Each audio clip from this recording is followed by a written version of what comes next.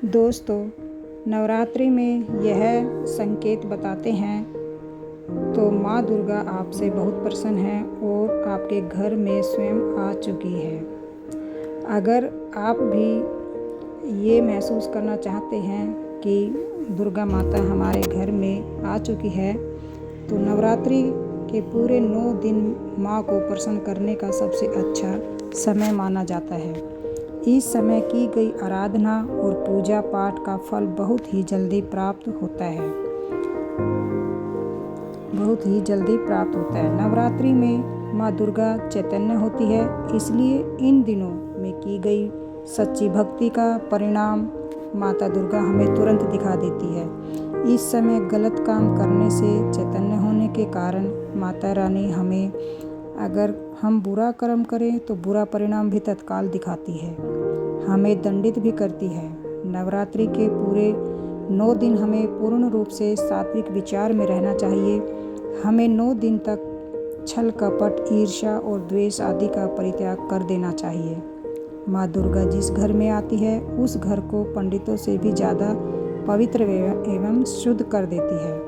वहाँ रहने वाले सभी लोगों की बुद्धि भक्ति में हो जाती है और घर शांत रहता है, आनंद लगने लगता है। तो आप भी अपने घर में यह चेक करना, अगर इन संकेतों में से कोई भी संकेत आपको मिलने लगे तो समझ जाना माता रानी आपके घर में आ चुकी है।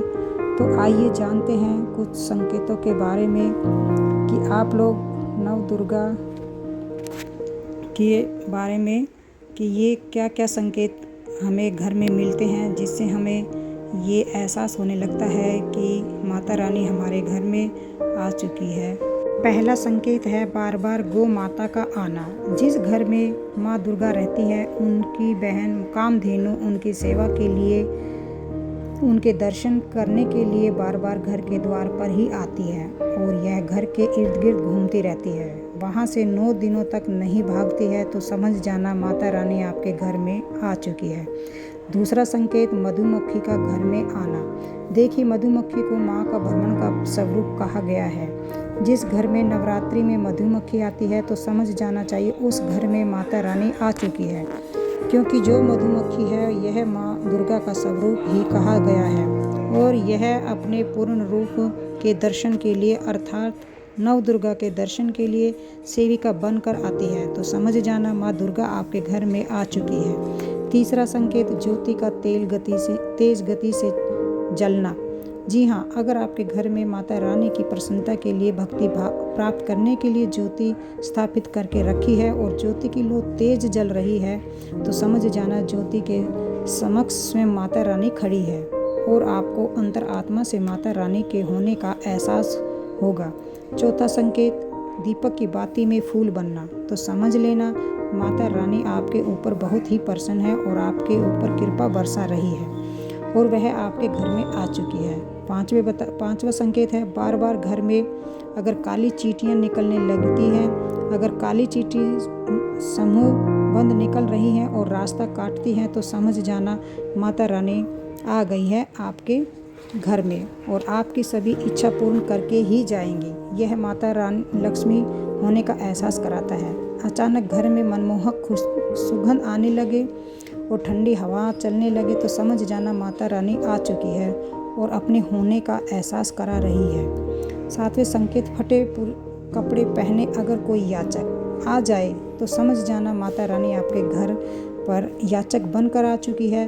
नवरात्रि में कोई भी याचक आप के घर पे आए तो खाली हाथ भूलकर भी मत जाने देना, क्योंकि माता रानी अपने भक्तों की परीक्षा लेने के लिए स्वयं आती हैं। 8वां संकेत यदि नवरात्रि में के दौरान सपने में उल्लू दिखाई दे, यह माँ लक्ष्मी के आपके घर के आगमन होने का संकेत है, यानी आपको ढेर सारा पैसा मिलने वाला है जो आपके जीवन को बेहतर बनाएगा। 9वां संकेत नवरात्रि के दौरान या बाद में नारियल, हंस या कमल के फूल का सुबह सुबह दिखना भी माँ दुर्गा की आप पर कृपा होने का इशारा है।